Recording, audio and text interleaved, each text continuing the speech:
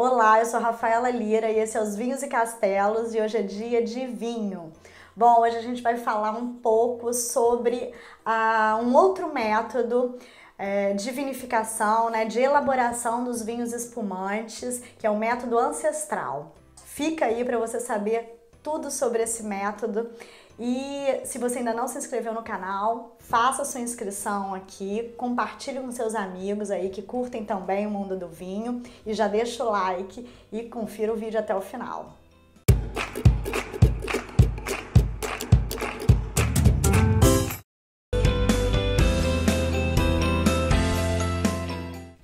Bom, o que é o método ancestral, né? Ele é um método de elaboração de vinhos espumantes, né? E esse método, o que consiste, né? Qual a diferença para outros métodos de elaboração também de vinhos espumantes? Aliás, a gente tem um vídeo aqui no canal só de elaboração de espumante. Ali a gente fala, além de falar dos espumantes em si, né, das características desses vinhos, a gente fala também dos métodos de vinificação. E hoje a gente vai falar só do método ancestral. Então, depois que você acabar de assistir o vídeo, dá uma conferida lá para você saber a diferença, né, entre o método ancestral e os outros métodos de elaboração de espumantes. O que acontece nesse método ancestral, como o próprio nome diz, né, um método que vem já de bastante tempo, é um método bem antigo de vinificação de espumantes com leveduras e açúcar próprio do moço da uva. Então, quer dizer, não tem, né, já começa por aí, não tem adição nem de açúcar nem de levedura. Só para lembrar, o que é fermentação alcoólica, né? É a transformação feita pelas leveduras do açúcar contido lá no mosto da uva em álcool e gás carbônico, né? Um dos subprodutos é o gás carbônico. Na vinificação, no método ancestral, o que acontece? O vinho começa a fermentação e o vinho é engarrafado antes que ela termine. Aí que tá a diferença, né, por exemplo, do método tradicional ou champenoise para o método ancestral, né? O método tradicional, ele tem, são duas fermentações, né? Uma para fazer o vinho base, para se elaborar o vinho base, e aí se engarrafa, adiciona o licor de expedição e tem uma segunda fermentação que acontece dentro da garrafa. Então, deu para entender aí, né, a diferença desses dois métodos. Bom, o método ancestral, ele aparece lá na França, por volta ali do século XVI, né, lá na região de Limoux, na França, e como várias outras descobertas, né, foi meio que por acaso. O que acontecia lá é o seguinte: durante a fermentação ia ali se desenrolando, né, ia acontecendo, e durante, né, a fermentação, a temperatura na França é um pouco, né, é mais fresca, é uma temperatura mais baixa, então acontecia uma parada da fermentação ali porque o tempo, né, ia esfriando. Então o que acontecia? Eles engarrafavam esse vinho e quando a temperatura começava a subir novamente, eles observavam que várias garrafas estouravam, né, e outras permaneciam sem estourar. E eles viram que dentro dessas garrafas, né, que não estouravam, o vinho era um vinho que é espumante, né, ele continha gás carbônico.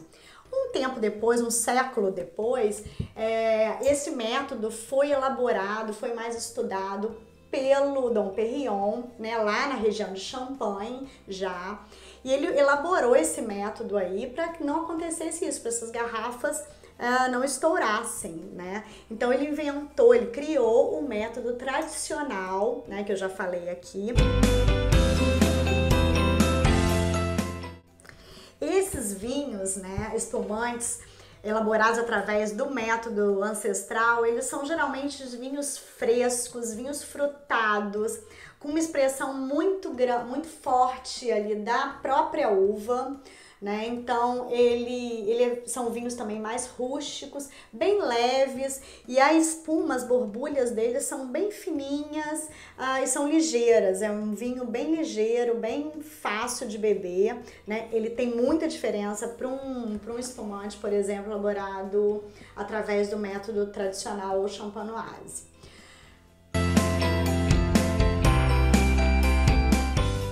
Bom, aí a gente encontra também aí uma espécie de subcategoria, digamos assim, do método ancestral, que são os vinhos Pet-Nat, né? Qual a diferença do Pet-Nat, se é que existe? Pode parecer até um paradoxo a gente falar sobre diferenças entre Pet-Nat e vinhos ancestrais, né? Porque para mim, na verdade, não existe, é só ali um conceito mesmo, a diferença de conceito. E Pet-Nat, ele é uma abreviação de um termo francês chamado Petit-Rhin Naturel.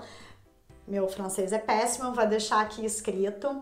E ele surge lá nos anos 90, na região do Loire, na França, por viticultores, né, mais progressistas ali ligados ao movimento dos vinhos naturais. E eles ali começaram a experimentar, né, uma agricultura, uma viticultura mais orgânica ou biodinâmica e uma vinificação ali com uma mínima intervenção, né, intervir no vinho o menos possível. Então aí surgem os Pet-Nat e tem alguma diferença, né, entre o vinho ancestral, outros vinhos ancestrais e o Pet-Nat? Bom, para mim não tem, para mim é mais uma questão de atitude mesmo, né? Um conceito de atitude, porque na verdade são basicamente o mesmo método usado, né? O método ancestral é usado para a elaboração dos Pet-Nat. A diferença tá que alguns produtores do método ancestral, eles têm um controle também tecnológico da temperatura, né? Como eu disse, a fermentação, ela termina dentro da garrafa, né? Então, alguns produtores, o que eles fazem? Um esfriamento artificial no momento dos tanques, né? Onde está sendo vinificado aquele vinho, então, para a fermentação, e daí o vinho é engarrafado e aí continua depois com o aumento da temperatura novamente, continua-se o processo ali fermentativo com a formação do gás carbônico. Já os produtores de Pet-Nat, eles levam o vinho direto do depósito onde está acontecendo a fermentação para a garrafa, não tem essa intervenção aí na temperatura. Os vinhos Pet-Nat, eles são vinhos também com bastante personalidade, bem frescos, com toques minerais. Eles podem ser vinhos brancos, tintos ou rosés. E eles apresentam também, podem apresentar, não é uma regra, tá, gente? Uma certa turbidez, né? Porque esses vinhos não são filtrados. Lembra que eu falei lá no começo, eles são vinhos que não sofrem quase nenhuma intervenção. Então, eles não têm filtração. Então a gente pode encontrar esses vinhos com uma certa turbidez. Bom, agora chegou a hora da gente provar um vinho, logicamente, elaborado através do método ancestral. Ele é um Pet-Nat, ele é do produtor Locharel, né, da região da Catalunha, na Espanha. Ele chama Apel Ancestral e ele é um monovarietal, quer dizer, elaborado só através de uma variedade de uva, que é a Xerelo. Ele foi fermentado em ânfora e levado diretamente para a garrafa, né, e fechado aqui, ó, com rolha. Tá? Eles usaram rolha de cortiça para fazer o tamponamento e a chapinha, que é muito comum nos vinhos Pet-Nat, tá? Eles usam muito essa tampinha aqui igual de cerveja. Então vamos lá, ver como é que ele tá. Ele tem as borbulhas são bem fininhas, a coloração dele tá ali mais esverdeado, né? Um amarelo bem esverdeado, bem frutado, bastante frutado. tem erva doce, um toquezinho de erva doce, pouquinho de amêndoa, bastante fruta mesmo. Bem fresquinho, ele é corpulento, bem encorpado e ele apresenta um toque de salinidade bem gostoso. Aí a minha dica do espumante elaborado através desse método ancestral para você. Então fica a dica aí de novo para você comparar esses dois métodos, o ancestral e o tradicional. Dá uma olhada lá no nosso blog vinhosdocastelos.com, tem o artigo sobre esse método. E eu deixo lá a história completa, né, que tem bastante coisa aqui, que senão o vídeo ia ficar muito longo, então tem bastante coisa lá para você conferir. Até o próximo vídeo.